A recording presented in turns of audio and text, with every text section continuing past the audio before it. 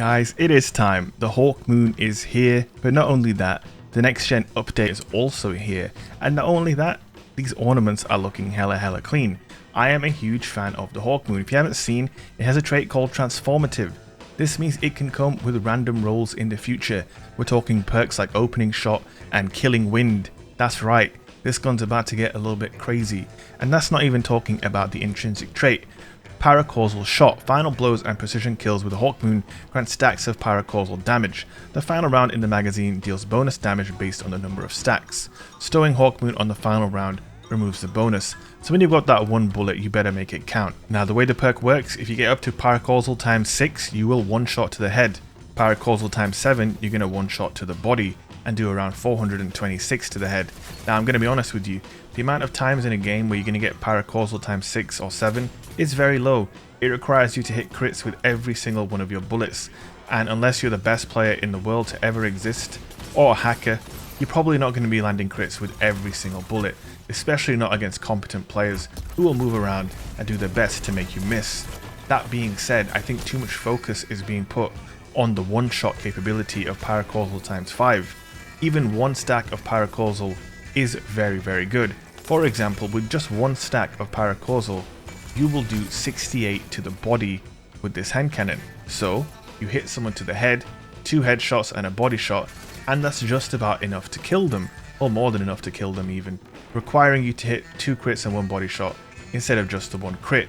Now of course, as you can see here with times 6, that 1 crit is going to do 272 to the head. So when we're talking about one stack, the damage buff is really not that big, but it can make the difference and can help you secure a kill. For example, with just 2 stacks or 3 stacks, it's possible to 2-tap. You know, the possibilities here are very high for hitting 2 taps and 3 taps without 3 crits. So basically my advice with this gun is hit as many crits as you can with your first 5 shots. Try and secure at least a kill with those bullets. Make sure you hit at least 3 or 4 headshots, and then those final 3 bullets, those final 2 bullets will be enough to kill any Guardian. And say, you know, for example, you have paracausal times 2 or 3 and you miss a shot, it doesn't matter, because if you hit the next one and it's the final round, you're going to do like 130 to the head. So it's a kind of funny one. It's a very demanding weapon in a way, because obviously you need to hit all your crits, but at the same time, once you have that perk active, it becomes quite forgiving. Granted, it's only 1 bullet, and it requires you to have pretty good management of your magazine, always keeping an eye on how many bullets you have loaded, and you know how close you are to that final round, as well as keeping an eye on your paracausal charge. You can see there we tagged that guy for 178 to the head with paracausal times 4. So if you hit that guy with a headshot and a body shot, he would have died. It's not all about getting to paracausal times 6. That's kind of the way people are going wrong with this gun. Now, I want to talk about PS5. Guys, it feels buttery smooth. Buttery smooth. Oh, we hit that guy for 127. He's going to be mad. To win the game as well. You got to love it. Ending the game with those big damage bullets. It feels buttery smooth. 120 frames. It is absolutely fantastic. 105 FOV. As someone who's been playing on PC for the past year, I really can't tell the difference, and that's as big a compliment as I can give as far as the PvP goes. Obviously the PvE side of the game is limited to 60 frames. There's still a very nice improvement on 30 frames and 70 FOV from the old gen consoles.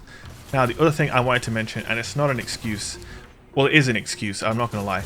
I basically am very used to my custom controllers, okay? I have my own sticks, I have my own back buttons that are programmed to do different things. I haven't used a bare bones Sony controller in probably like 5 years. I'm using the DualSense controller and it feels good, but I really dislike the stock DualShock sticks. They do not feel good to me.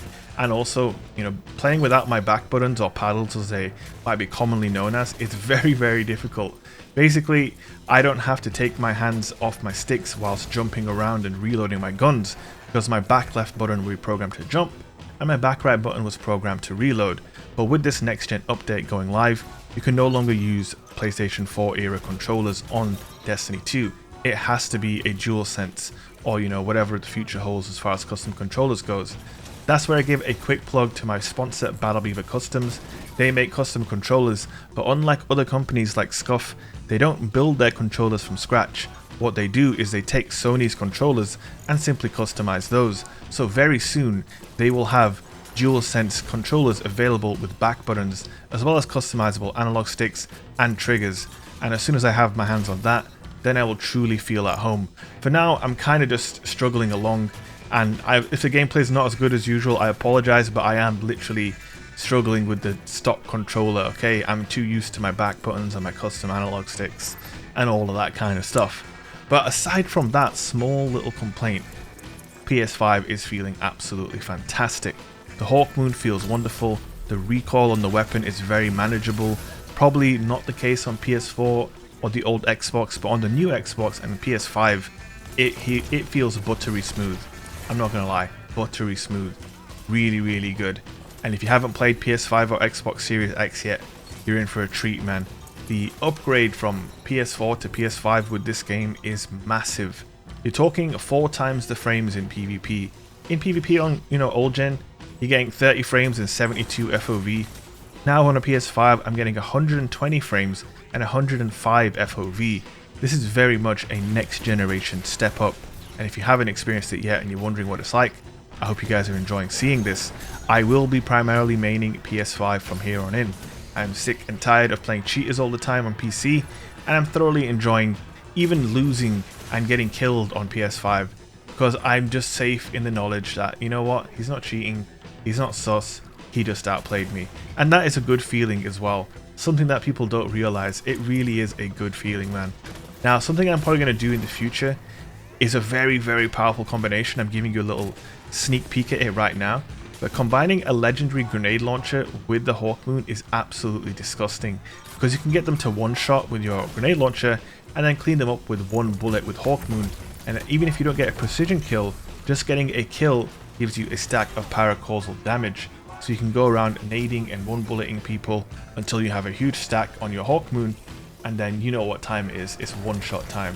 Also yeah guys, I'm absolutely loving the Hawkmoon. I'm loving the PS5 with the next gen update.